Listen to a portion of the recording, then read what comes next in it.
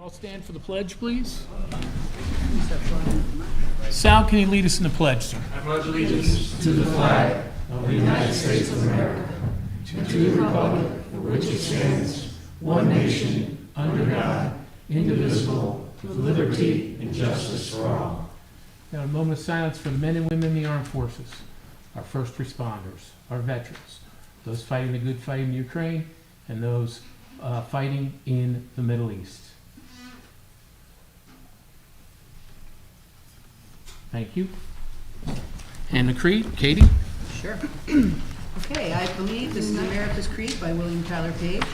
I believe in the United States of America as a government of the people, by the people, for the people, whose just powers are derived from the consent of the governed, democracy in a republic, a sovereign nation with many sovereign states, a perfect union, one and inseparable, established upon these principles of freedom, equality, justice, and humanity, for which American patriots sacrificed their lives and fortunes. I therefore believe it is my duty to my country to love it, to support its Constitution, to obey its laws, respect its flag, and defend it against all enemies. Thank you. Okay. Now, Ms. Denver.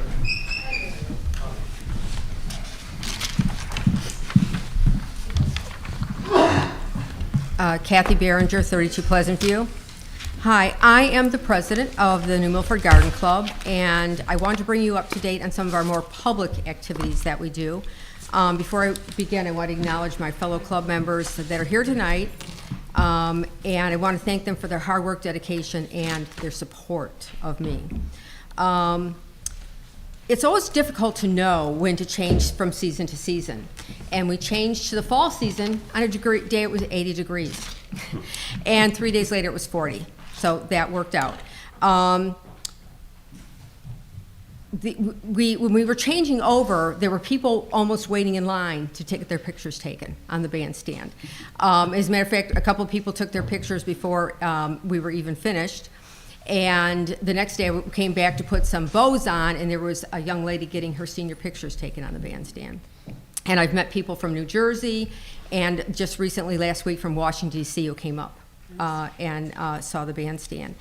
We did lose a lot of our mums around the Vietnam and All Wars Memorial, and we ended up replacing all of those. And then just recently, within a week and a half ago, all the mums at the bandstand started looking a little peaked, so we did end up replacing those. Uh-oh, that's not me, is it? Okay. So, you want to know how many mums did we plant this year? I know you're dying to know.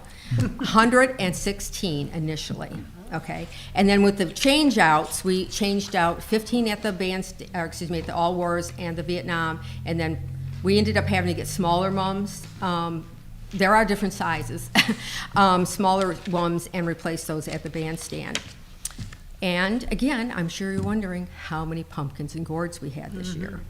And we had over 100.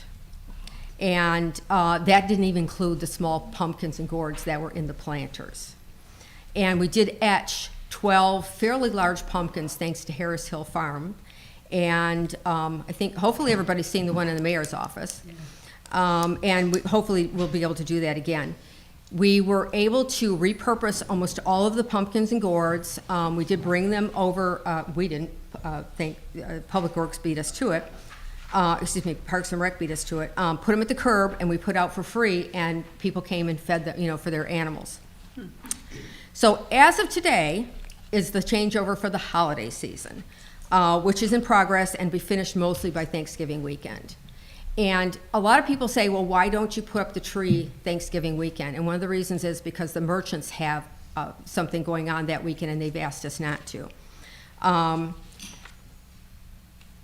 Thinking ahead to spring. Okay, this Friday we will be planting 1,278 daffodils and 1,152 windflowers, also known as anemone bulbs, and that's just in the gardens. Now, the planters themselves are not conducive to bulbs at all. And we've tried to do it, and they just kind of rotted. So one of our members took a mock-up of the planters and designed a planting for them, a scheme, And we went last week to her house and put 900 daffodils, 1,000 miniature daffodils, and 1,700 windflowers into pots. Those pots, then we dug holes and put those in the ground, and then those were mulched over. Now, when those erupt in the spring or bloom in the spring, we're going to take those and then we're going to transplant those into the planters. And then hopefully, when they die back, then we're going to take them and put them back in her garden or somebody else's and do the same thing year after year. Because that was the only way we feel like we could get really the color and the wow factor, if you will. And of course, the planting, the bulbs are going to take a lot of effort, but as you know, they multiply. We would really like to support the local merchants who have supported us through this whole year. And a special thanks, I don't see anybody from Parks and Rec here. Special big thanks to Park and Rec. They have just been fabulous. And as our 100th anniversary draws, 100th anniversary year draws to a close, we want to thank the mayor, the town council, and for all your support and for allowing us to speak to you tonight. Thank you. Thank you, Kathy. Thank you for all you guys do. Amazing.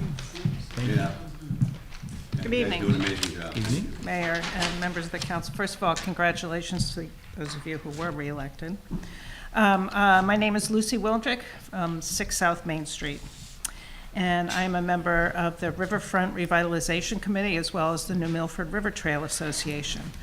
I have spent my career supporting redevelopment in downtowns and in creating public places that people love. And I am passionate about the mission of both groups of which I am a member.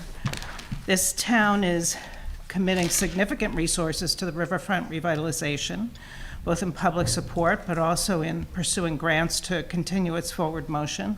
And I think that's laudable. It's a forward-looking investment that I believe one day will pay off in adding vitality to our downtown business district. The same kind of support from the town, though, is not evident in regards to the river trail, an effort that I believe can be even more impactful than the riverfront revitalization alone. Extending the existing trail would provide a magnet for visitors and residents of the town and would impact not just the downtown itself, but would influence and support vitality along its length, connecting many public assets, parks, municipal facilities, as well as private businesses. Unlike the public components of the riverfront revitalization, which focus on entertainment, many seasonal, the river trail supports day in and day out use by all residents, whether abled or differently abled, walkers, runners, bicyclists, strollers, and throughout the year. It offers the ability to connect our downtown to the north, as well as to the southern portion of New Milford, and further south to Brookfield, where the huge success of their trail has led that town to invest in plans to continue it to the north, including the hope of connecting to ours, should that ever happen. I am deeply disappointed in the apparent lack of action from this body in support of the river trail. I believe the river trail should be considered a vital component of the riverfront revitalization, and yet it is barely an asterisk at best. Based on experience in other communities that have invested in trails into and through their downtowns, the economic impact of the month-in and month-out year-long use of such trails is impressive. Perhaps the concern is that the path illustrated in the existing report is not possible, or even the best. Well, let's talk and get to work on figuring out the best option. Establish a Greenway Committee to dig deeper, a concept that was approved by this body in December 2020, and yet no members were ever appointed. The Malone and McBroom report was intended to be a first step in moving the bigger vision forward, not the final plan. Many details remain to be worked out, but unless this body gets behind the effort by promoting the idea, establishing a Greenway Committee, sourcing grant funding for next steps, and using some of that waste management money, which is specifically intended for recreational purposes, this big, beautiful plan will continue to die on the vine, a tremendous loss for this town. I hope that in your upcoming term of office, you'll ensure that progress is made on the river trail. I would very much appreciate hearing an update on actions taken and its support at upcoming meetings. Thank you. Thank you, Lisa. Thank you. Okay, thank you, sir. Yes, thank you, Lucy. Thank you. Thank you. Good night. Katie? Item 4, move to approve the consent agenda. Consists of prior minutes from October 23rd, tax collector balance, and donations for the public library, $500 from Diane DeFrino. The police department wants to accept a donation of $5,000 from First Light. It's a grant going to be used for community policing, including boat and river patrols. Sullivan Farm is requesting plantings with an estimated value of $11,000 to be used for an edible forest. Sullivan Farm was selected as the first recipient of an edible forest from Northwestern Conservation Commission.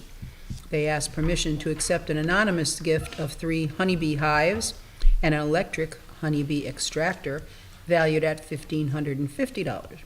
And lastly, the youth agency is requesting permission to accept a grant of $5,000 awarded by Capital Region Educational Council, the Connecticut Department of Mental Health and Addiction Services Problem Gambling Services. The grant is to be used to support the youth agency's gambling awareness media project in Connecticut. The awarded money will be deposited into accounts previously set up. This is the youth agency's 3rd year in participating in this grant. And the accounts are 4305 0000 49506 42021 for revenue, and 430 50 555 51000 42021 expense personnel. Is that a correction, Katie? and Katie, can- 430-555? Huh? Was that a correction to 555? I got 430-50000. That's what it says. Yeah, You you said did a bunch of 555. fives there. You got stuck on fives. No, You meant to say 50. which one are you talking about? This one here.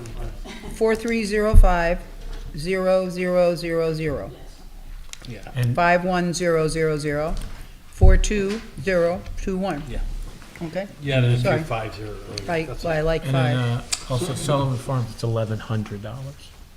For, is Oh, Value Edible, of the edible, the value. well, I have It's the wrong $11. glasses, excuse me. is there a second to that? Second. Any discussion? All those in favor? No, discussion on the minutes? Mhm. Yeah. On page 5 of 9, when we were talking about the conversation on East Street, and it's asking about, the mayor had asked Ms. Thomas and Ms. Ram if they represented the council when they attended the school board meeting last month.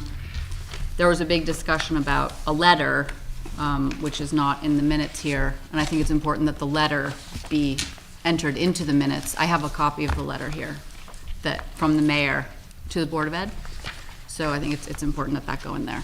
Thanks. Alex, did you have something? Chris? Do you have the letter? Did you want to give it to her? Oh, yeah.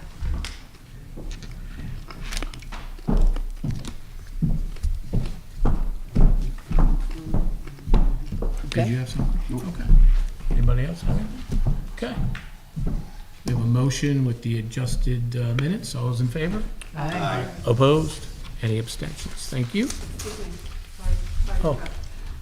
I'd like to make a motion to suspend the rules to add an item to the agenda for discussion, and it would be about the letter. I think we have some kind of unfinished business that you never got to say what you wanted to say, and the council never got to discuss it at the last meeting, so. So let's put it on the last agenda Okay, for next meeting, for the next meeting? Yep. Okay. if it's okay with the council. Absolutely. Perfect. No, the next one, the next meeting. That way we can have the Board of Education if they so choose. Okay. I Wanna don't come. think it's imperative that they're Because that there, was but- absolutely. Love to chat about it. Okay. Item 5, Mayor, Okay. Aquarian Water Pump. Yep. So George Logan is here with some members of Aquarian Water. And we're here tonight to talk about the infrastructure project. And again, as we talked about at the last meeting when we had our health director here, there is pending litigation that is happening actually here in New Milford with Aquarian Water. So we need to make sure that we speak factually Because if we don't speak factually and half-truths, then you can set yourself up for liability. Is that correct, Joe? That's correct, Mr. Mayor, yes. Okay. So I have a question. So as council members, we would not be covered by KERMA. I mean, obviously, we're not going to throw out If you're, false if you're, information. I'll let Joe, as our town attorney, speak to that. Okay. But if you're speaking non-factual, you can set yourself up for liability, personally. Okay. Is that so- correct? So, could you just repeat the question again? I didn't hear it. So is KERMA would not be covering us? In an individual capacity, arguably not. I mean, you have to look at the policy language, which I don't have with me, but it's So fair we to don't know say- for sure. I would advise that if you're not confident in the facts behind the statement, that you refrain from making them so as not to create any slander, commercial disparagement, defamation type issue for yourself personally. So could you get that confirmed, whether KERMA would be covering us or not? Can If we make public comments on the nature of litigation, Mhm. yeah, I can talk. I mean, it's a slippery slope in general, so it's Yeah. always best to. Yeah, Mary Jane, if you're asking questions and you're not expounding a non-fact, then obviously KERMA would cover Okay, us. so we're. But if we're espousing non-truths, then I'm sure during litigation, that would come to So find out. we can and you ask would like not be- exploratory questions? Yeah, I wouldn't make comments unless you're absolutely for certain that your comment is a factual. Okay. I just have one question. Why did we not put it on the agenda that he was coming? What do you mean? Who's on the agenda? Is it on the No. agenda? It says An aquarium water. update? 5. Yeah, it says aquarium water, And then under mayor. Number 5, that's it, but Number Did I 5, have it? It doesn't, it says update on aquarium water pump and infrastructure project in New Milford. correct. And so it says that we're gonna have somebody come and speak with So Hillary, us? if you remember at the last meeting that we had, where Aquarian could not make it, Yeah, we said they would be here November 13th. right, It's November 13th. right. It would be great if that was on here so that we could all prepare, yeah. Okay. Good evening, everyone, and it is a pleasure for us to be here. You know, Aquarion Water Company, we take great pride in the work that we do and try to provide the best quality water that we can and the most reliable water. I'm here today with Dan Lawrence. He's the Vice President of Engineering, Planning, and Real Estate, along with Michael Hiltz, and he's the Manager of Capital Project and Delivery. And I'm George Logan. I'm the Director of Community Relations. So, you know, we're here to talk about some of the planned improvements that we have here in New Milford related to specifically the Pleasant View system, Meadowbrook system. We'll talk about the Daisy system a bit, and we're going to talk about the water main installation and interconnection that we have. So we have a significant amount of work planned, and this is not something that we just came up with over the last month or two. This has been years in the making, and we're going to highlight some of those for you now. So next up, we're going to have Michael Hiltz, again, from our engineering department, come.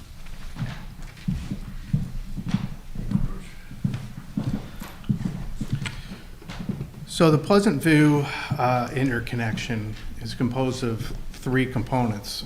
One, the first I'll talk about is the water main extension. So the water main extension on the westerly limit is going to it's going to begin at the intersection of Prospect Hill and Beard Drive. The water main is going to be a 12-inch water main.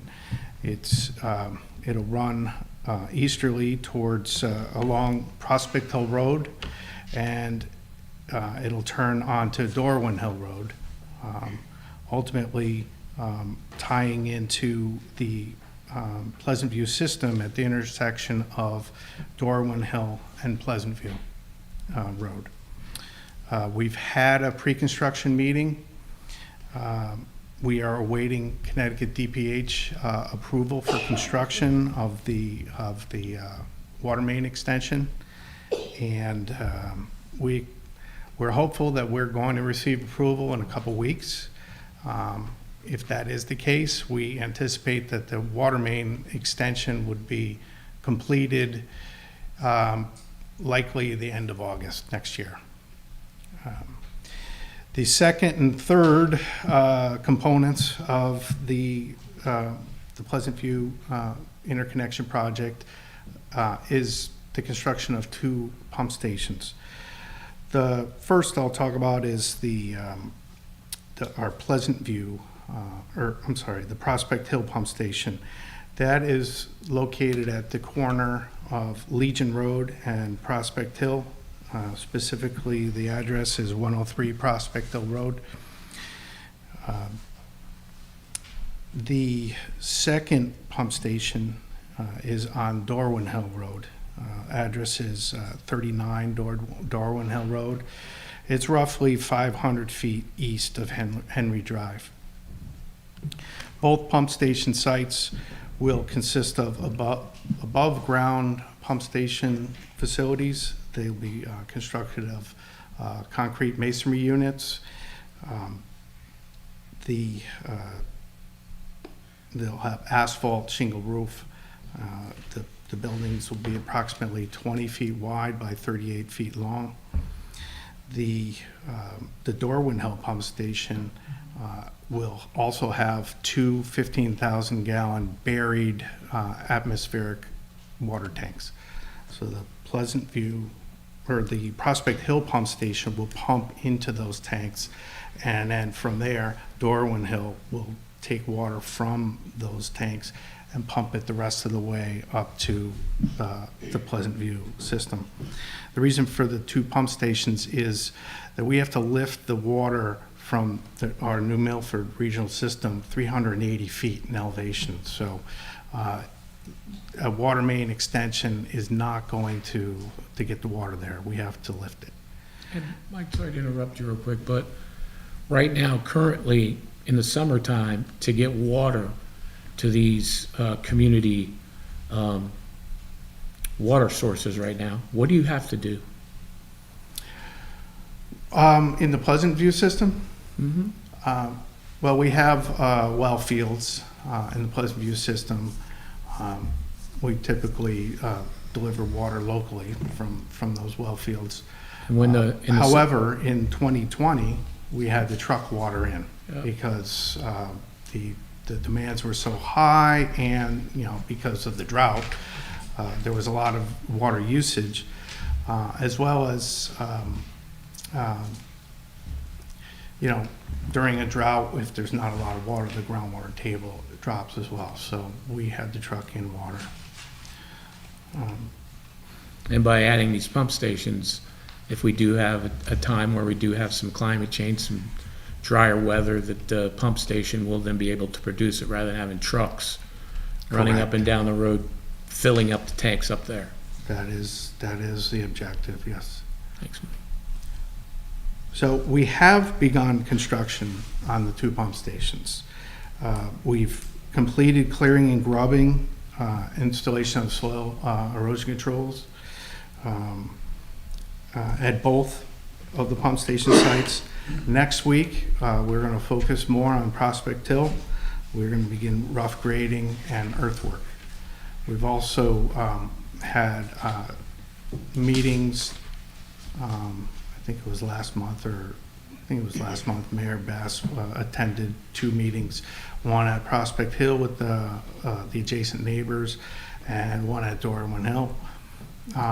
Following that, last Monday, my team and I met with our neighbor to the south of Prospect Hill, Jane Gregory, and we listened to her concerns about some pre-existing drainage issues on the property that we purchased. And we're working on investigating how we might be able to correct that drainage issue that we've inherited. Great. Thank you, Mike. Is there any questions? Any questions? Alex? Thank you. I have a few. So you're replacing the well fields, right? So, or are you adding to? Well, who owns the well fields? Aquarium Water Okay. owns the Thank well you. fields. Okay. So are you adding water supply with this construction, or are you replacing the well? I think we're getting into an area where Dan Lawrence is better qualified to address Okay, that. I'm not sure who's going to answer the question. Right, because I have more questions about that, but, okay. It's okay. Again, Dan Lawrence, Vice President of Engineering and Real Estate for Aquarian Water. Thank you, Mike and George. So we are replacing, so those wells will be abandoned when we're done. Got it, okay. So would other residents in the area be able to then become Aquarian customers as a result of this work, or just the people who are already on those? No, the entire length of the run of water main, the 8,000 feet, there's an opportunity if anyone's interested in connecting. Got it. They'll be okay. at various pressures, so we'll have to work with that. Right, okay. So you said years in the making, I heard years in the making. How many years? When did all this start? So I've been with Aquarian since 2014, and around 2016, which is the first drought we had recently, there was some concerns about overall availability of water. Is there enough water to serve the customers? So we looked at it and we said, okay, we redeveloped the wells, try to get some more water out of them the best we can.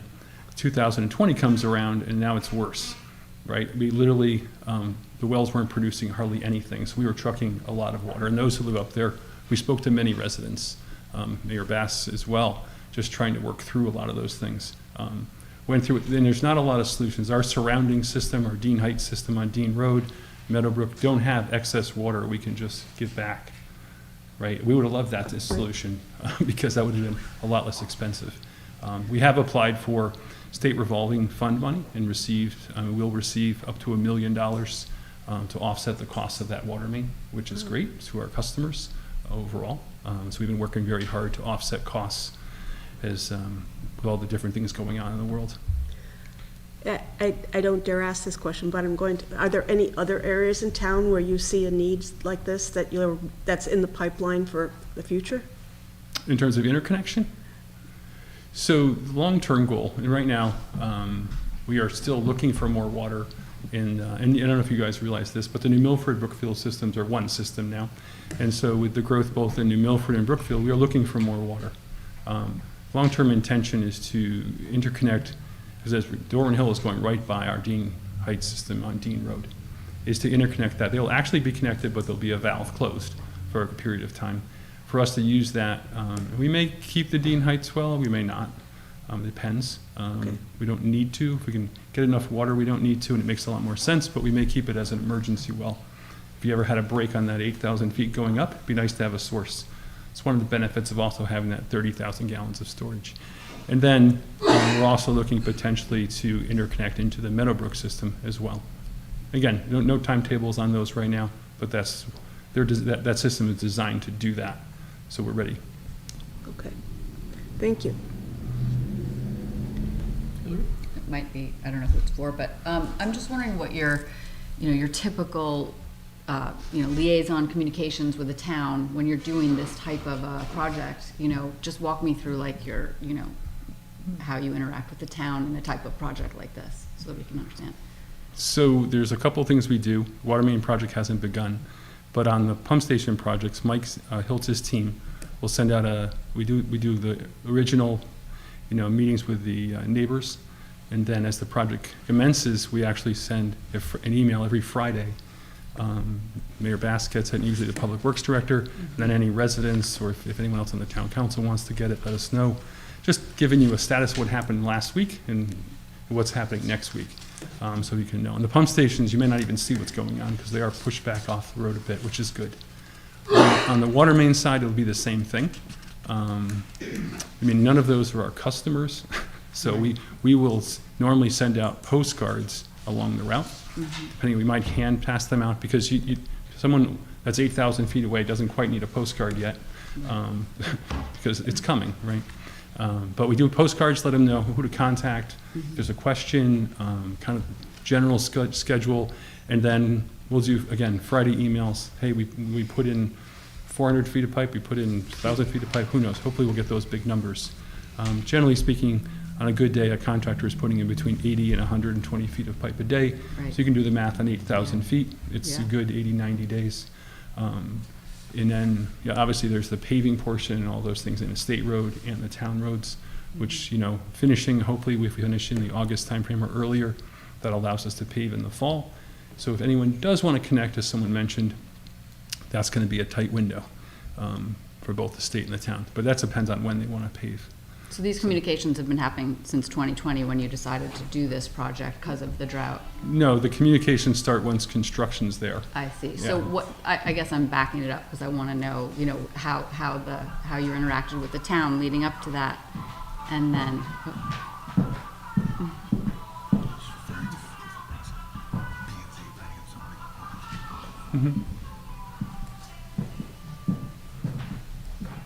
So Aquarion's a public, we're governed by the public, PURA.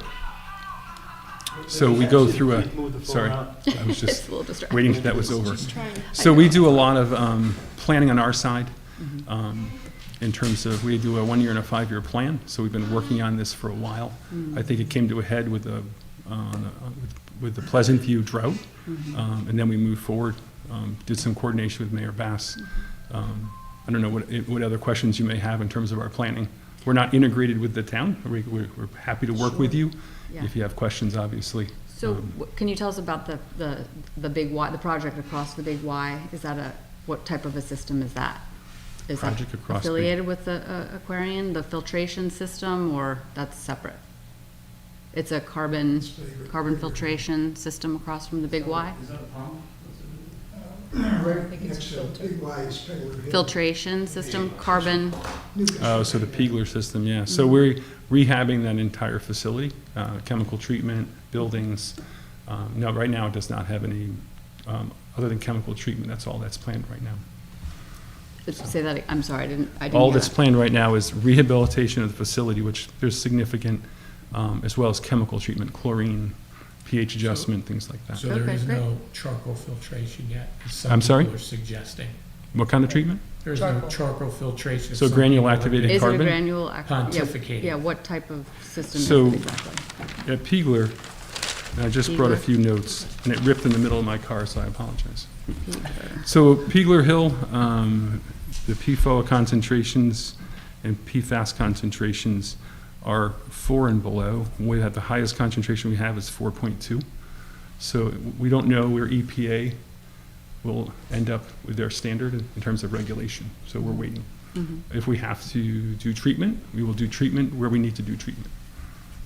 With that system there? Any system we own.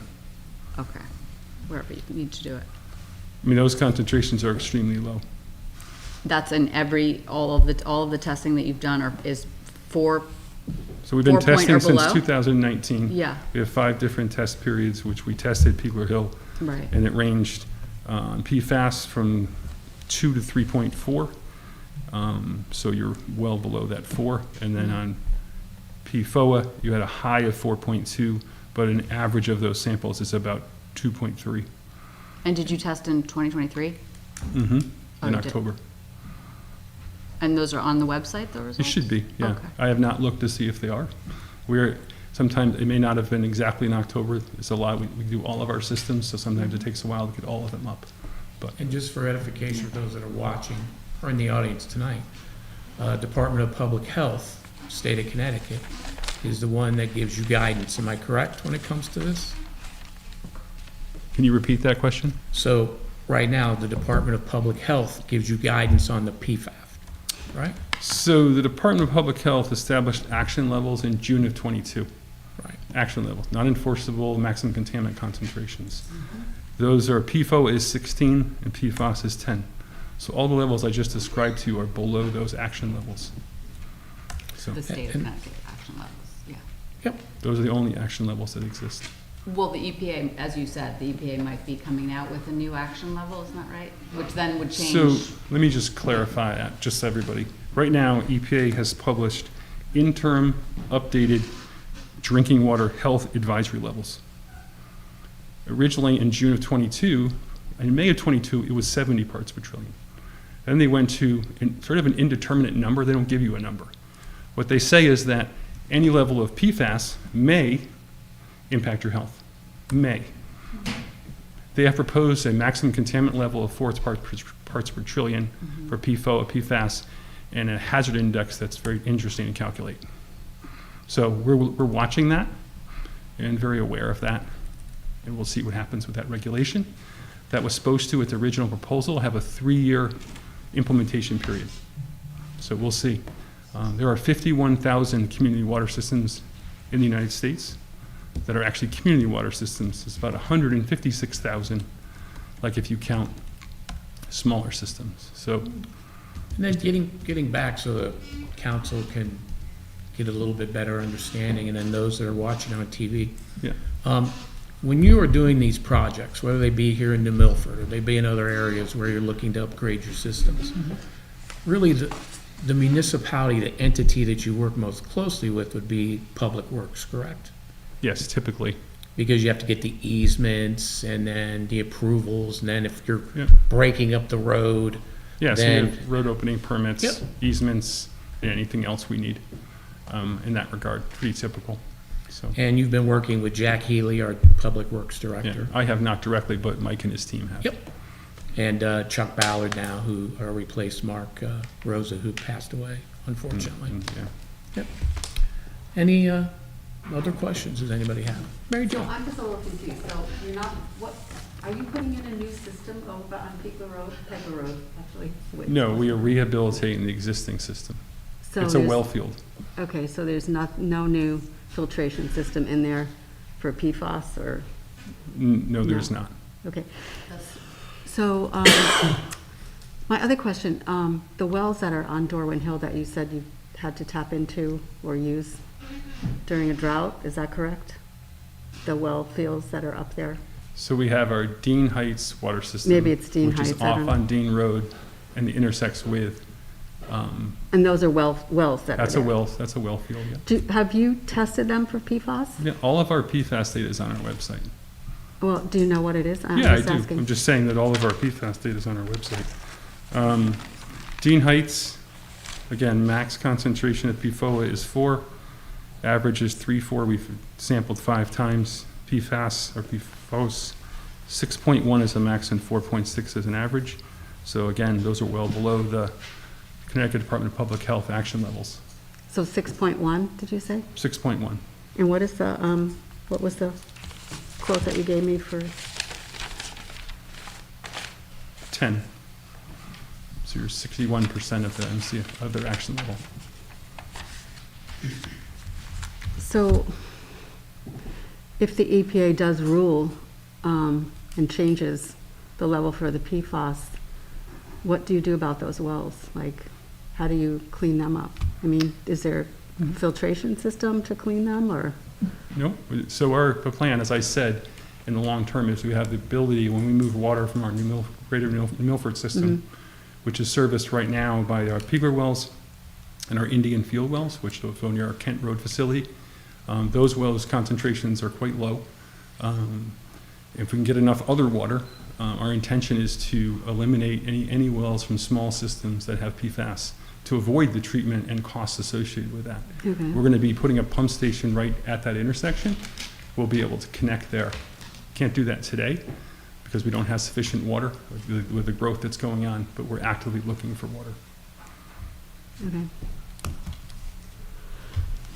Any other questions? Is there a big difference between PFOS and PFAS? Or is It's that not in your basically the wheelhouse? same thing. I mean, you get into a PFOS and PFOA are the 2 different compounds that are being regulated. Together, they're called PFAS, so forgive me, I blend them sometimes in my head. Yeah, because some are, so I just wondered if some are high, then you have to regulate, or if they both have to be high to to filter, or if one of those hits the mark. Yeah, so it's, again, EPA went 4 and 4, Okay, and then a hazard index. So they're both at them. If you look at, again, we serve communities in New Hampshire and Massachusetts, which have maximum contaminant levels already, that have concentrations that are closer to 10 and 12, 16. So, or Massachusetts has a combination of 6 compounds that can't exceed 20, which is an interesting way to go about it. Any other questions? At any time during this period of time, from 2016 to 2019, was any of our water unsafe to drink? Right now, we meet the regulated compounds. So we're meeting those standards. So we've had no time that it was found that our water was unsafe to drink, is that correct? That is correct. Oh, Chris. The levels you're looking for, parts per trillion, sounds like very small amounts. The analytical tests that we're doing, any idea of the accuracy level of those instruments? It depends on people's opinion, right? Some people say you can test down to 2 parts per trillion accurately. Okay. Some people say 4. EPA's proposed rule says that if you have a concentration less than 4, that becomes considered a 0, which means they think the maximum detectable level is 4. Okay. But you can get a result lower than that. It's called a J value or an estimated value right now. Okay. I'd imagine the laboratories will continue to push forward. I think the thing to remember is that PFAS, the group of the compounds, there's thousands of them, not 2 of them. That's the hard part for everyone to understand or even see what's going to happen for the future. Gotcha. Thank you. Sal?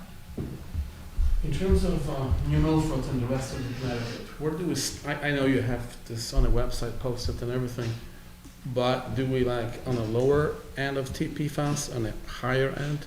Because I hear anything from 2.3, 2.4 to 6.1. If you have a ballpark, if you don't, then you don't. That's not a problem. I was just trying to find out if we're like an island on what's happening, or we're basically an average based on what you know. For our systems, I think we have, again, it's water source by water source, right? We have surface water treatment plants, we have large groundwater wells, and we have very small groundwater wells. The smaller groundwater wells in the vicinity of septic systems, right, that had a separating distance related to bacteria are the ones most affected. Remember, this has been in the environment since 1940, Yep. right? And we all use it still today, right? It's Teflon and all those other products that we've enjoyed over the years. So the septic systems are a huge source, for the most part, of PFAS. So that's so when you think about that, and I'll answer your question in a second, but it's important to understand that. I would say they're pretty average. We have systems that are slightly higher, and some, quite a few in that 2 to 3 range. So there is no system that has 0 PFAS? Basically. no, we have systems that have 0. Oh. But you never know. I mean, you're measuring parts per trillion, which is equivalent of, like, from what I've heard, 1 drop of water in an Olympic-sized pool. So, if that, just to give you a sense of dilution, what you're measuring at. And remember, in 2016, you could not measure down to where you are today. So even if you sampled under what they call with EPA, right, you would have seen parts per billion or higher numbers. So you can only do what laboratories can allow you to see, if that makes any sense. It comes with technology, yes. Yes. Thank you. Katie? Thank you, Mike. Question, approximately how many people do you serve here in the Milford with Aquarium? I do not know that offhand, sorry. Okay. I didn't write that one down. Which you didn't, okay. Yeah. But, we are a very rural town. We're the largest town and area in the state, and many people have wells of their own. Yeah. Realizing wells, no matter whose well it is, you could still have PFAS. So it's been there since 1940. That's when they started to check for it. No, that's when it was first manufactured. Oh, okay. Okay. Oh, DuPont, yes. Yeah, DuPont, 3M, Okay. and I'm sure there was others. Living through chemistry. Thank you. Any other I questions? just want to say, in the state of Maine, where they've had a huge problem, and it wasn't from septic systems, it was from paper sludge dumping across the state of Maine. Farmers used it as fertilizer. It's been spread on a lot of fields. A lot of farmers have gone out of business as a result of the PFAS contamination in their fields. So where did the paper sludge in New Milford go? I guess that's a question that has kind of come up in my mind. I have no idea, honestly, but something to consider. Again, I don't know if you know this, EPA is trying to figure out how many products have PFAS in it. Right. concern. just to give you some sense of where we are with understanding. But that was the major source Hmm. in Maine and in other states too, apparently. Yes. Doug? Thank you, gentlemen, for coming tonight. So I would suggest, I'm sure you guys agree, even regardless of your testing and whether if you have a well or a system that you hooked up to aquarium, somebody, a homeowner should do their due diligence and have the water tested yearly. Wouldn't you agree with that? That would be good. I have a private well as well, so it's a concern. Right. So Because every well is different. You know, every well is contamination is different. different in every well, regardless if it's on your line or not. Yeah, depending on the proximity of septic systems and all kinds of other things. Really, every aquifer is different as well. And I know on a property that I live on, there was a farm years back, a lot of animals were buried in certain areas, and they contaminated Yeah. the waters, and they have high concentrates of something from the animals and stuff, so they have to use a system in their home. So in a rural area like this, you want to get your water tested, because you never know what farm your house was built on and so forth, and what was buried in the ground, so. Absolutely. Alex? Just going to go back real quick. You're waiting for approval for the water main extension? Is that So- what I heard? Yeah, so we applied for state revolving fund Okay. money, and in order to start that execution, we actually have to get permission. And you're expecting that, otherwise I don't think you'd be doing what you've done, right? Or, We're gonna do the project either way, okay, but- that's what I wanted to hear. so we can get permission to execute. So we've gotten permission, approval of our designs, our bids, and all of those things. So, we're in the system, it's just a matter of getting that final approval. And then we'll have to file a financing docket with the Public Utility Rate Authority, because it's an alternate financing for us, just part of our rules, so. Got it. Thank you. I had a follow-up question, which was, you said you were bringing water into the system because we were sort of in a drought. You were trucking water up into the system, is that right? That's what they were doing, yes. Yeah, so is that like, were you like kind of flushing it with the water that you were bringing in? Is that, so you're dumping it in and that's like, different water than what was already existing in the well? Or is it? Yeah, so Yeah. you're bringing water from another system in tankers and putting it in the water storage tanks, Okay, which then is drawn out into the system. okay. Because I'm wondering about the testing, once you put in water from another source, because I have heard today, there have been citizens in this town that are worried, and that there has been some testing done on private properties, and I have heard of some that are over the 4, and today I heard of one that's over 10 in a private well. This has nothing to do with you.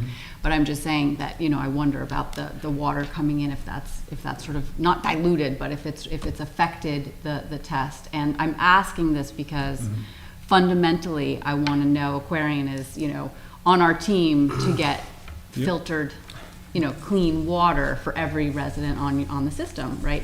So I just want to hear you. Yeah, so from 2019 to 23, we took 4 samples in our Pleasant View system. And again, less samples because the concentrations were lower. They were like in the 4 range and the 2 range for PFOA and PFOS. So where we had higher concentrations, we went and took more samples. I'd have to look, would see whether, but during that 2020 drought, I can see if any of these were influenced by that. But we also take raw samples from the wells, so I can look at that to see. Sometimes in some of our well fields, one well is the one bad contributor because of its proximity to something else. So you have the option of taking that well out of service or blending it down, if you will, and using it only a portion of what. But in systems like the ones we're talking about, they don't have enough water to do that. So we're trying to, that's why we're implementing the solutions we are. Thank you. Any other questions?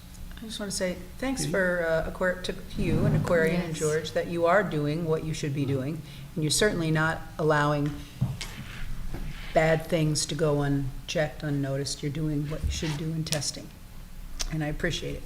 You're welcome. Thank you very much for your time. Thank you, everybody. tonight. Thank you. Thank you. Thank you, everybody. Okay, mayor's comments, number 6. Thank you, Katie.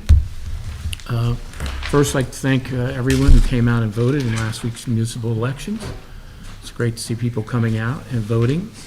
Next is we'd like to wish all those that are celebrating Diwali which symbolizes spiritual victory of light over darkness, good over evil, and knowledge over ignorance. And we wish to all those celebrating Diwali a prosperous and happy Diwali. Also want to thank everyone that came out to the Veterans Day ceremony that we had on the green. I want to thank VFW Commander Delancey, American Legion Commander McBriarty, as they host that for many, many years and continue to do so. I want to thank American Legion Chaplain Sullivan, who did the benediction. I want to thank Buck and Tina Ovid for the national anthem, as they do. Also want to thank the VFW Auxiliary President Lynn Pete, as they do the luminaries with volunteers the night before. It's truly beautiful. Also wanted to thank Representative Buckby and Kathy Schmeely from the MIA POW Forget-Me-Nots and Chief Ceruto. They all said some kind words at the Veterans Day ceremony. Also want to thank the Police Department, Boy Scout, and Veteran Honor Guards that were at the ceremony.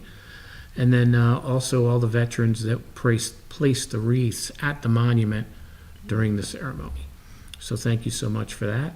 And want to thank Heidi Norcross and the Daughters of the American Revolution, as they hosted the Veterans Breakfast to VFW that was very, very well attended this year. And thank you to the VFW for hosting that as well.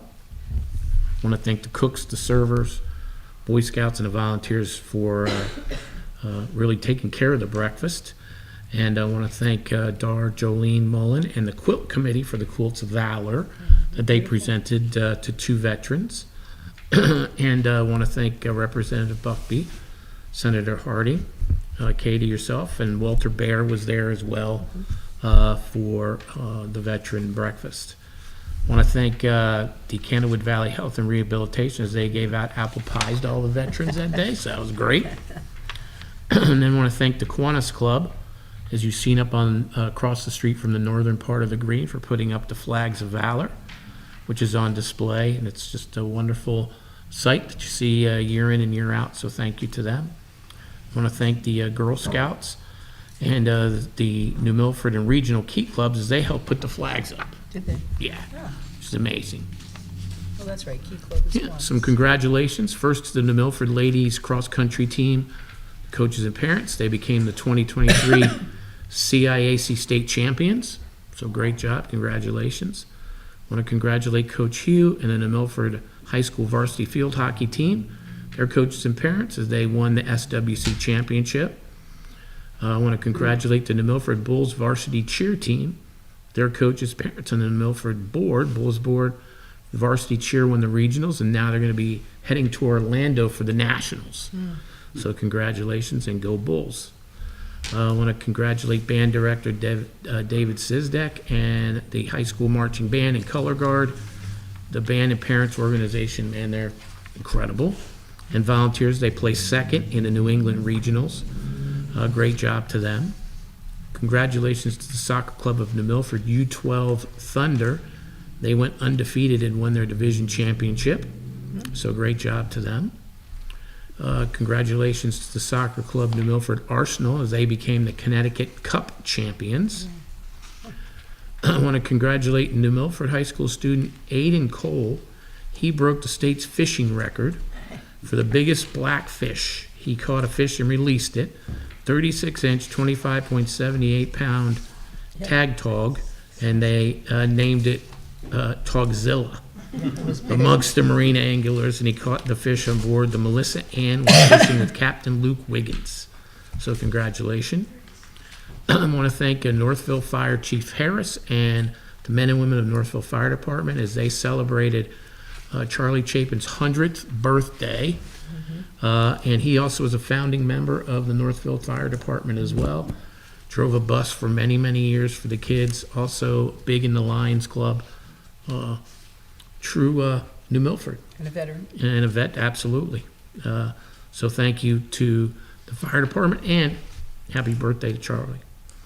I want to thank Park and Recs Director Dan Calhoun and Events Director Graham Munson, and Blaze Tuss is the foreman.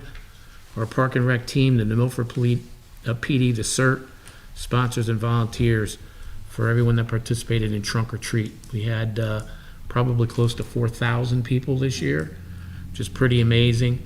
And then want to thank Pat Hembrook, the Women's Club, all the volunteers for earlier in the day, the Halloween on the Green events, and Patrol Officer Toro for leading the parade. So it was great for the younger kids to participate. Want to thank the Knights of Columbus for their gift of winter coats to children in need.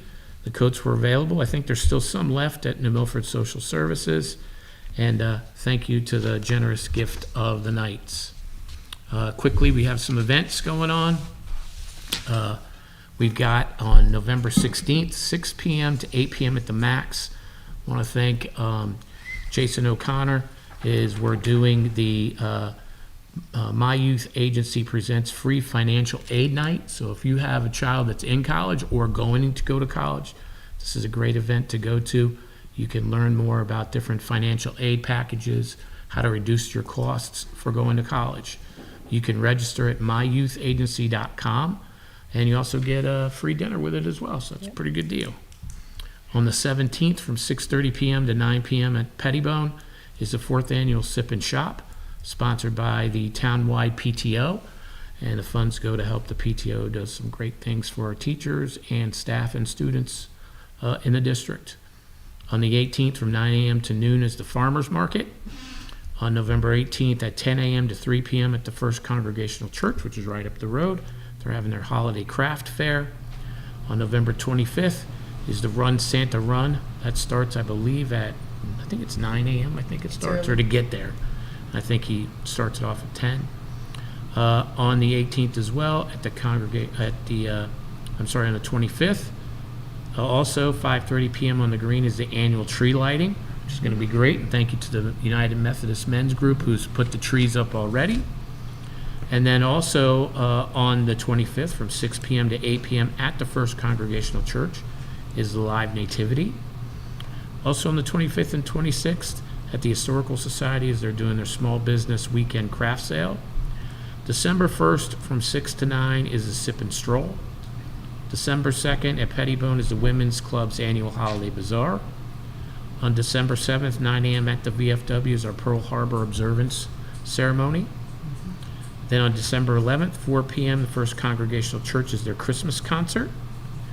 December 15th, 7:30 a.m. starts Chris Bus departs for Radio City Music Hall Christmas Spectacular. So if you'd like to go down there and check that out, you can reserve your spot with Parks and Rec. Then on December 16th from 2 to 4 p.m. on the Green, Celebrate America 250 committee presents the Boston Tea Party. They're actually going to have a boat there. They'll be in the middle of the crossover, so that should be pretty cool. Or how are they going to do that with a And boat? yeah, they're bringing it here, and they're going to do the Boston Tea Party. All right. December 16th, 6:30 p.m. on the bandstand is our annual Carol Sing on the Green. And then right after that at 7 is the Holiday Parade of Lights. So we still got a lot of great things happening.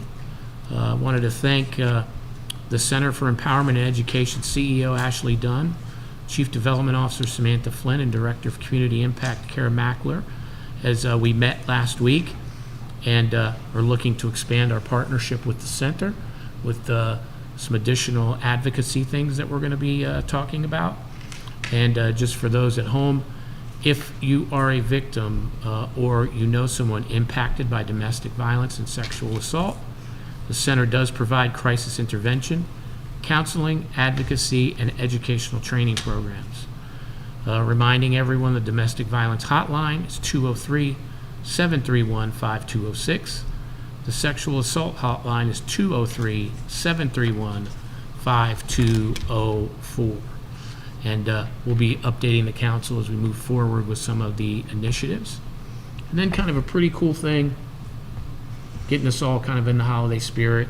I wanted to thank Tom and the Village Crest team as they allowed me to go to Village Crest. And Sue Ravitello, I'm probably mispronouncing her name, she 9 months prior had been admitted to Village Crest as she could not move at all. She was a quadriplegic. And that day, last week, she walked out of Village Crest. Just truly amazing, just a great thing to see, and I think miracles do happen. That's awesome. This is pretty amazing. Pretty amazing. Mayor, So- there's one thing you forgot. On the 16th of December, Wreaths Across America. That's right. That'll be 16th at of Center Dec- Cemetery and St. Francis Xavier Thank you. Cemetery. And you can sponsor a wreath or just come with your own wreath, join the ceremony. It's a lot of fun, very very good. touching. Hillary? I'm sorry to go back. That was such good news. It was so pleasant and wonderful to listen to. But I felt like we weren't quite done with Aquarian. We were done with them, but I thought we could maybe talk a little bit more, because I don't know if you heard what I said, but private wells have been being tested because people are hearing about this project, and so a lot of people are testing their wells. So on Hine Hill, Prospect Hill, Dorwin Hill, the numbers in private wells have come back more than the 4, between the 4 and the 10. And today, in Bridgewater and Cascade Road, it's well over 10. So I go back to my timeline of asking you about all these things, and I know it seems like I'm harping on it, but there are people out there that are concerned. And so I feel like we should address this. I still call for a special meeting on this, where we help people figure out what to do. What if they can't afford to test their wells? I mean, and now we have this in our, I just want to hear your plan, because I think that was Aquarian, that's the Aquarian system, but for the town of New Milford, how are we going to step forward? I would just want to say one thing. I had sent an email after our last meeting to Olga to ask for the follow-up for the slide presentation, because Amy and I had been emailing, and Amy said that I shared my presentation and accompanying documents with Olga Rella for distribution after Monday's meeting. So that was distribution to us, but we never received that. So could you share that with us? Absolutely. Great, that would be nice. Absolutely. Sure. Thank you. Hillary, can I ask you just a quick question? Sure. These people that did this testing, do you know where they got the testing done, and do you have? I want them to bring it to you, but this is what Right, I've right, seen. okay, They're putting their test results out there. I see. And I think that, These are private wells. we're yes, these talking are about. private wells. Doug? Again, Hillary, Yeah. not that I can question your information, but hearsay is a word that is used around, and somebody says something to you without proof, we can't just go to, the town council and say, I hear something. If these people have a problem, they need to bring it up here and show it, or talk to the mayor, or talk to Aquarium. But hearsay, somebody I saw saying the that you test. heard or something like that saw the test. isn't enough proof. I understand that, but you don't have the test in front of you, do you? No, I didn't Okay, print it out. so if somebody says something to you without a test in front of you, then you can't claim something until you have proof. Well, so then And maybe that's the the whole mayor should legality. answer- then- I'm sure the lawyer would agree with me that if somebody called me on my phone tonight and said, oh, by the way, I had 20, and I came screaming down here and said he had 20, and then he says, well, I don't have proof. We have to have proof first. And then proof, we can move forward from there. So the recommendation is to bring the test to you. Is that the recommendation, or? I would think, Health Take it department. to health I would think. department. To we the bring it To the health to the department, health- that's their job. Okay, so let's tell people. I think if you have an issue and you want to have your well tested, and you feel the numbers right now, according to Department of Public Health, is 10. I think if it's over a 10, I would think the first thing we would do is bring it to the experts, and that would be those from the health district, because they're the avenue with the State Department of Public Health. So I think that would be the first avenue. I think if we begin to see a large cluster of these, I think that should be something that we bring to the health department, both townwide, statewide, and we see what resources they can do to help us. But I think Doug came up with a very good comment before, is if you have a private well, a lot of times you get it tested for a lot of things annually. I think you should make this as part of your annual test as well. I do think if we do have homeowners that are under stress financially, I think that's something we can talk about maybe at the next meeting, or maybe setting aside some fund dollars for those that are in distress, where if they meet an eligibility guideline, They're in this that they can area. have, they can have the availability to have some testing. But they would go to the regional health department to Correct. find out what the parameters are before Correct. they get worked up. Like, we don't have the ability. Right, right. I don't think any, and I could be wrong, but I don't think there's anybody on this panel that has the scientific knowledge or capability to Yeah, do so, but I they'd think have to we have could it turn to our experts, which would be our health district. Sal? I second what Mayor said, and what Hillary said. I don't have the degree in chemistry. I have no idea what I'm looking at. If someone gives me the tests, if it says 10, whatever, and we cannot be a part of possible some future litigations going, if someone needs help financial, as Mayor said, But if it's on your to own get a test property. or something, if it's going to be in a facility that's authorized by the state, I mean, there's a possibility, but I don't want to see any tests because I don't know what to make out of those tests. I just don't. Yeah, I I think Sal don't have a degree in this. I don't have a knowledge. So why would I have to look at something I cannot have opine completely? Makes no sense. I just want to say, yeah, I think if we can help people, because, there are a lot of people that are strapped, and I think the average test is like in the $300 range at least. Oh. And there are people that can't afford, to do that. So if there's we can work on some way, maybe at the next meeting, to figure out how we could help them, get the test done. So I think that would be really good. And I don't think you need to be an expert to, they usually, if you get your well tested, they give you all the guidelines and they give you all the numbers, and if you can read, you can figure it out. So I don't think you need to be an Well, expert. I think, Mary Jane, if you have people that have questions, I think the questions should be given to the health department, the district. So if they have if they were to call town hall and say, my number is elevated here, we don't have I don't have the expertise. Right, I agree. I think it should be to the health district where they could, the sanitarians could give them those answers. If they didn't have it, they're the direct link to the State Department of Public Health that monitors all this. I think that'd just be the best path. Yes, should. Alex? I think what I was hoping for, and I think that's something we need to think about as a group, that we're responsible for disseminating information to the citizens of New Milford. You just gave a long list of wonderful things that we do. And I think that when something like this comes to light, whatever it is, but people are concerned, I think reminding people, as Doug did, about testing your private wells, and testing your private wells for more than the little test you buy at CVS, testing it with a professional service and asking for certain tests. I think these are the kinds of messages that need to get out to people, because there are a lot of homeowners who don't test at all every year. They don't even know they should. They think they're safe. And I just think we might have missed an opportunity, and I think we should catch up by helping people understand what their roles are and educating people in general about the things to do to take care of themselves. We do it all the time. We tell them, make sure your pipes don't freeze. We're telling them all kinds of things, and this is one more.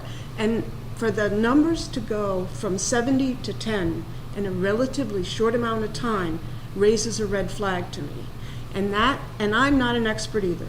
My father could have, he was a chemist, but he's no longer with us. So I think that if we can help with information, education, resources, a little bit more than talking, because there are a whole lot of New Milford residents who are not watching and not going to watch afterward either.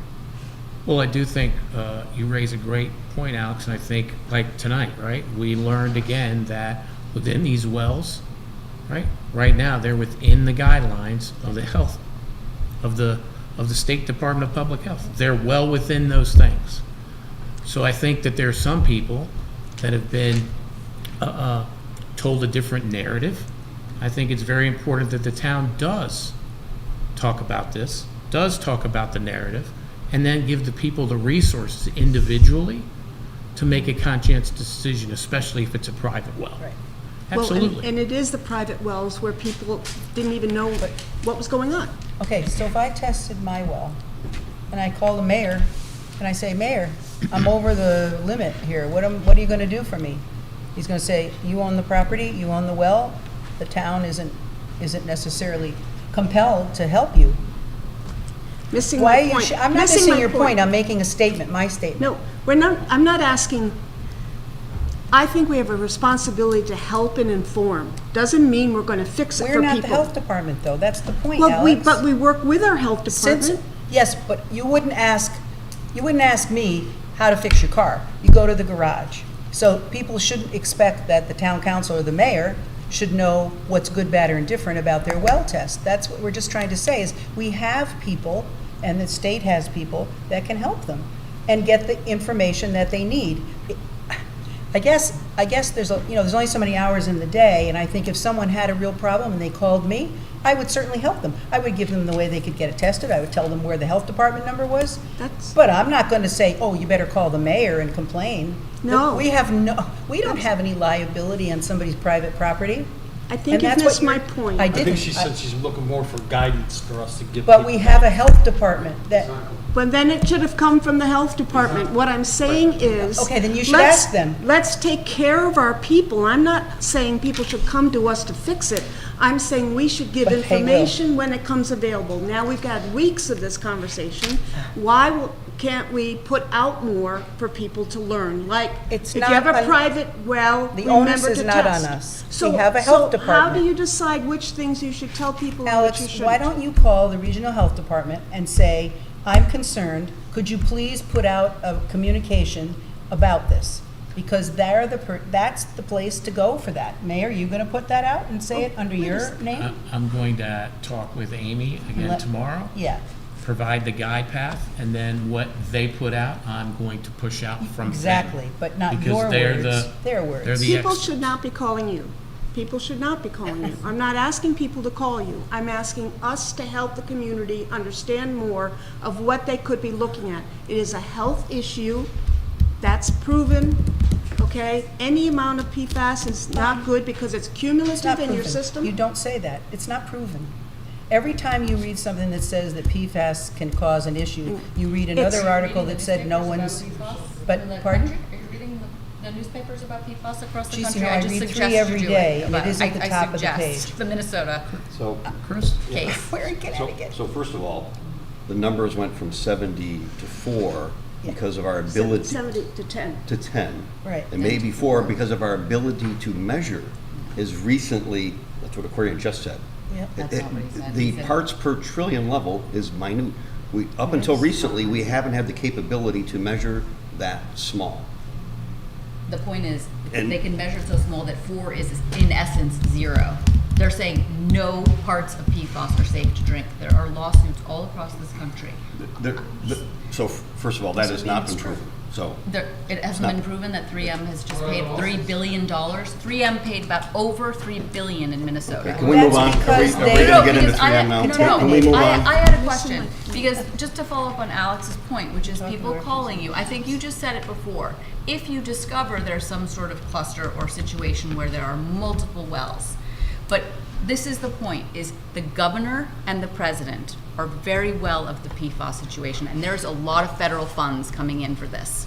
So there are a lot of possibilities to help people, because this is happening. It's happening all across the country. So I suggest we get in it, we get on it, to get some of that money for Call our Amy. town if we need it. That's all I'm saying. And you said it before. You said we watch for a cluster. But then I would think you'd want to hear from people and be keeping your own track. But yes, it is the health department ultimately that is responsible, right?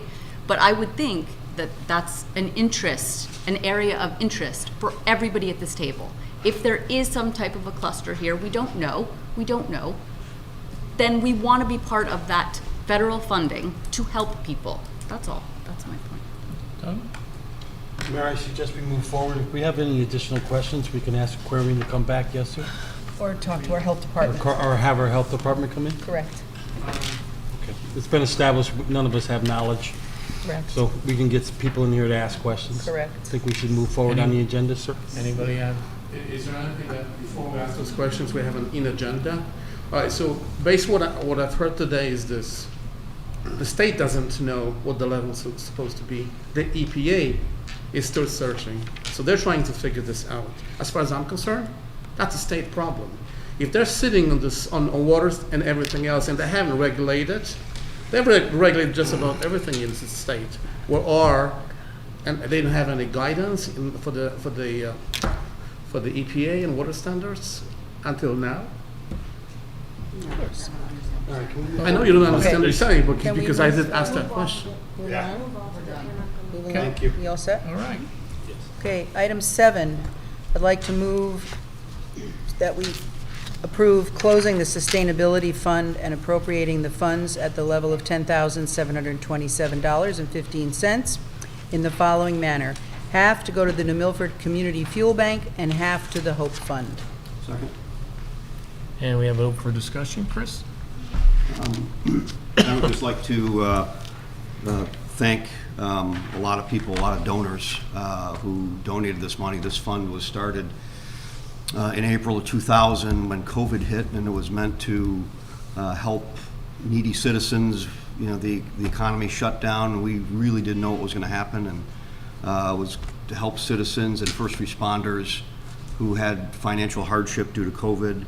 And donors came out and really supported this fund very well, so I would like to thank them. And we also had a committee that would look at all of the requests and see if they met the criteria and vote whether we should make an award or not. And that committee comprised of Bob Capola, Walter O'Connor, and Jana Larkin. So I'd like to thank them for their hard work, and also thank this body for approving the request that did go out.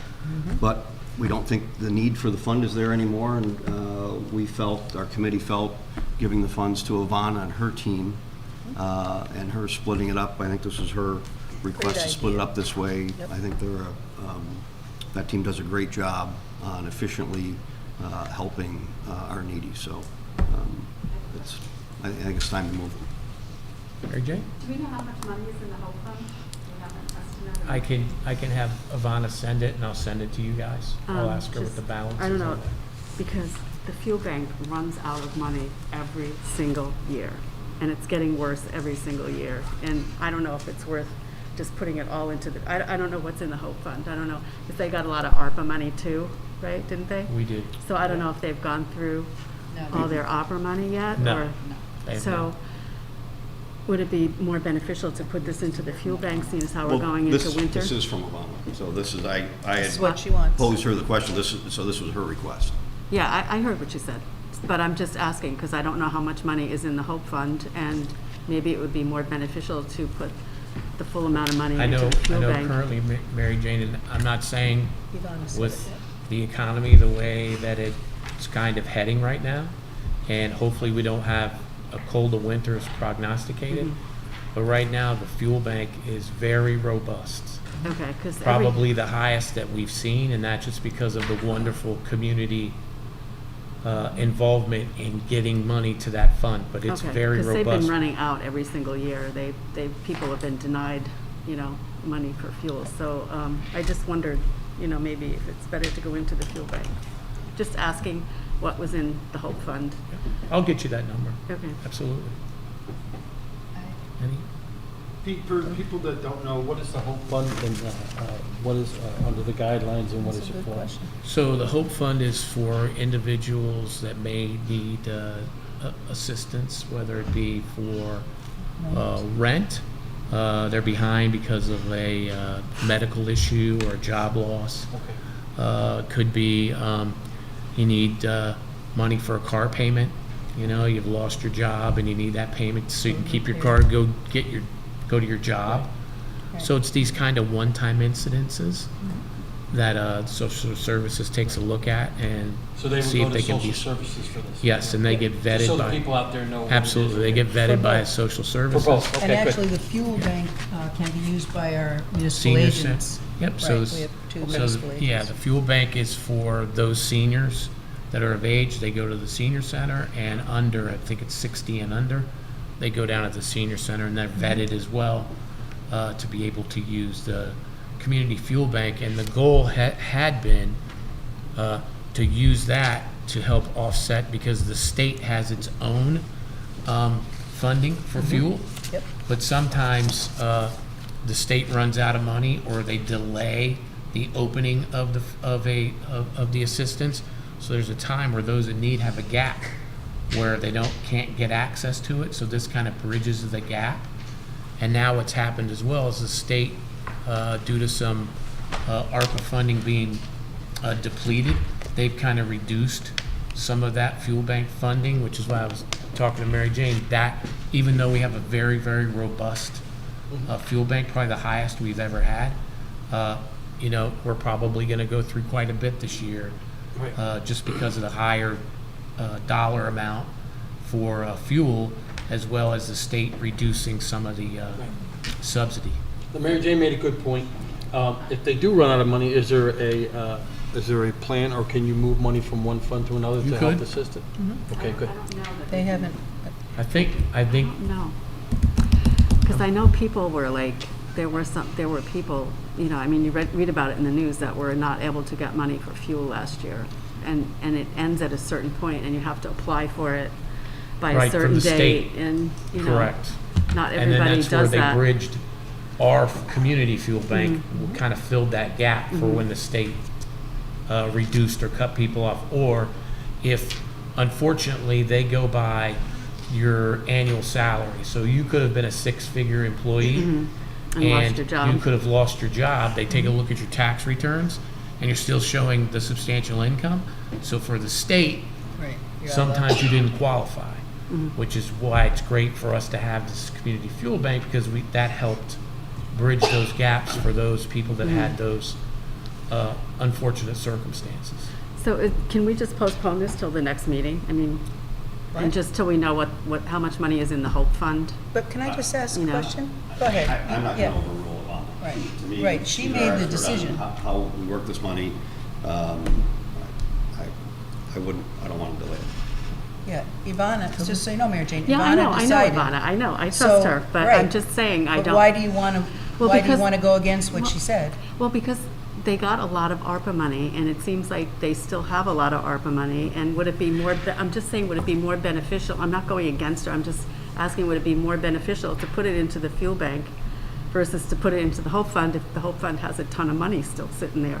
Well, she's a director of social services and does a great job, so I kind of tend to go towards what she asked for, but, you know, I don't see any reason to not do this. I'm not saying of course I agree with you, I know her very well, and I know she does a great job. Right, so if she asked for it, this is ridiculous. There were two questions, one of which was Ivana was supposed to come talk to us at some point about the ARPA. Remember, we were going to lift the limit at which they can give so that that money can get out to people who need it in maybe bigger increments.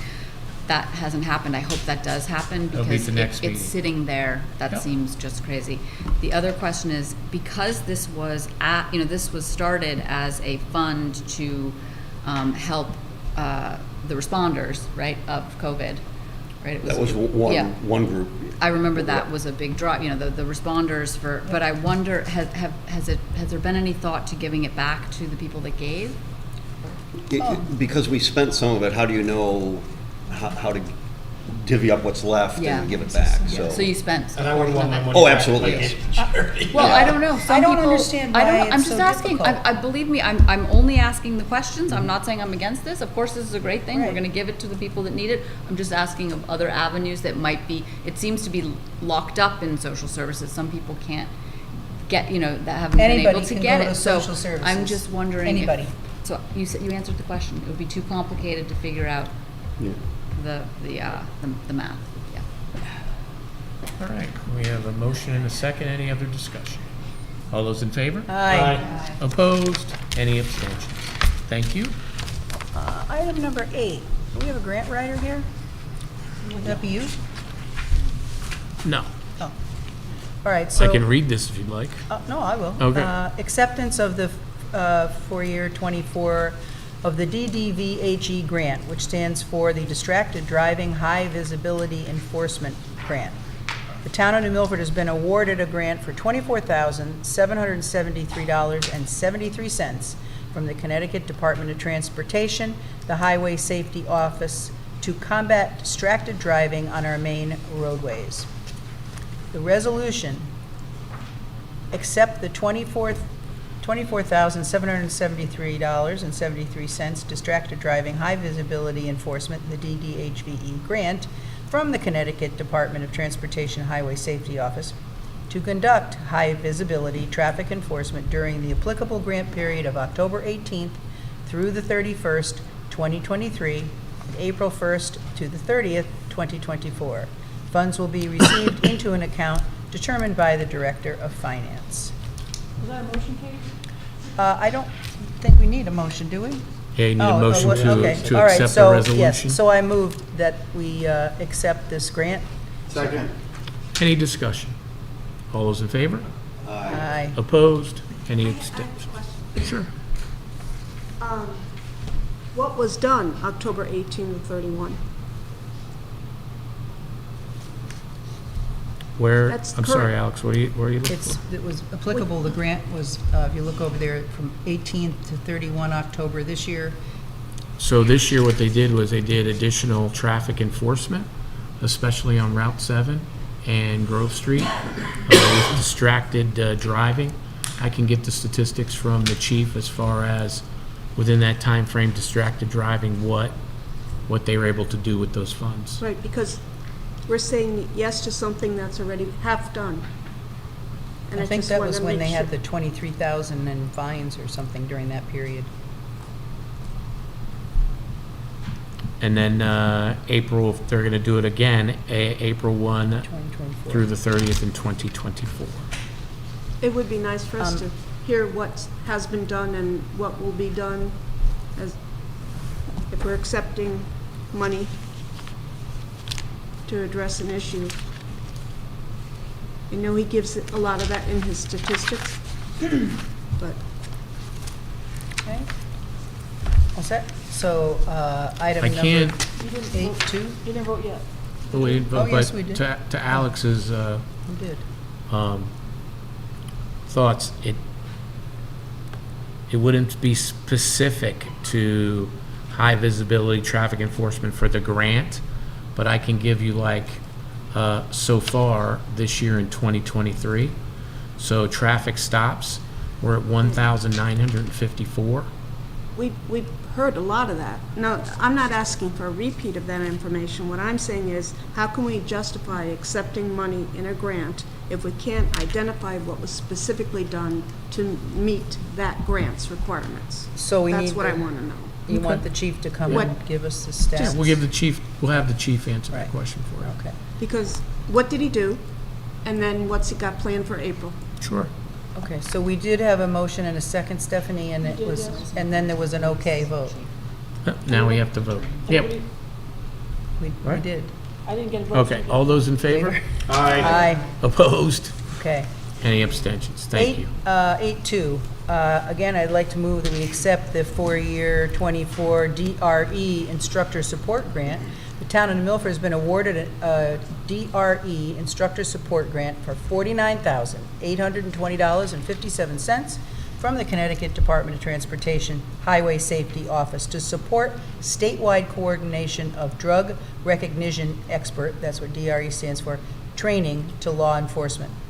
The resolution is, accept the $49,954.22 DRE Instructor Support Grant from the Connecticut Department of Transportation Highway Safety Office to increase the number of DRE practitioners and to ensure that in-service law enforcement practitioners making alcohol and/or drug arrests are adequately trained in the detection and apprehension of impaired drivers during the applicable grant period of October 13th, 2023 through September 30th, 2024. Funds will be received to an account determined by the Director of Finance. And this is for additional training. Second. Second. Any discussion? All's in favor? Aye. Opposed? Any abstentions? Thank you. Item 9, I'd like to move that we move into executive session, and Brian Lastra Joe? and Joe and John Power's not here, so be Brian and Joe. Second. Okay? All those in favor? Aye. Opposed? Any abstentions? Thank you. Okay.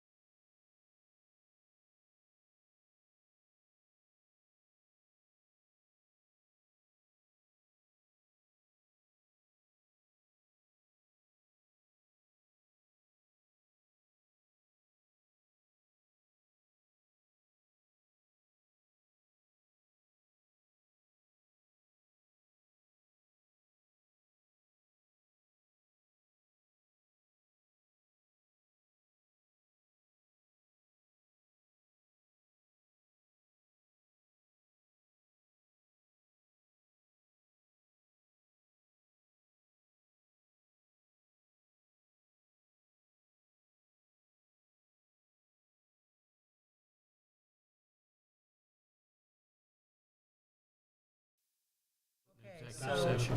All right, so. So now we're going to vote to come out of executive Right, session? we're returning from executive session. No motions were made, no votes were taken. I'd like to. All those in favor? Aye. Aye. All right. I'd like to suspend the rules to add item 10. And I'd like to make a motion to accept the settlement with First Light as proposed by our tax assessor, Brian Lastra, and as discussed in executive session. This is the motion to add to the agenda? I did. Okay, so we have a motion to I add. said, I did. Yeah, so I'm saying, so we have a second? I second. Okay. Right. Any discussion to add to the agenda? All those in favor? Aye. Opposed? Any abstentions? Okay, We did, I did, okay, all right. now you have to make, Okay, I thought that already Yeah. happened. I guess they were just talking too much. Okay, item number 10, I suspend the rules to add item number 10. That's my motion. Somebody second? we just did Well, that. that's what I thought, but I. We just Nobody- If nobody's Now- listening, then now I we don't know have what to you're make the saying. motion. Okay, All so right. now I'd like to move to accept the settlement with First Light as proposed to us by our tax assessor, Brian Lastra, and discussed in executive session. Any discussion? All those in favor? Aye. Opposed? Any abstentions? Thank you. Great. Sal? Buonanotte. But before we do that, I would just like to add congratulations to Papa Bass, the new grandfather. Congratulations. Thank you, thank you, thank you. And happy Thanksgiving to everyone. Yes, and a happy Thanksgiving. 6 pounds, I about an think, eighth. happy Thanksgiving, oh, that's right, the next meeting is that. Yeah, right, Yep, we have a motion to adjourn, right? yeah. Second. All those in favor? Aye. Opposed? Thank you, everybody. Happy Thanksgiving. So that's it.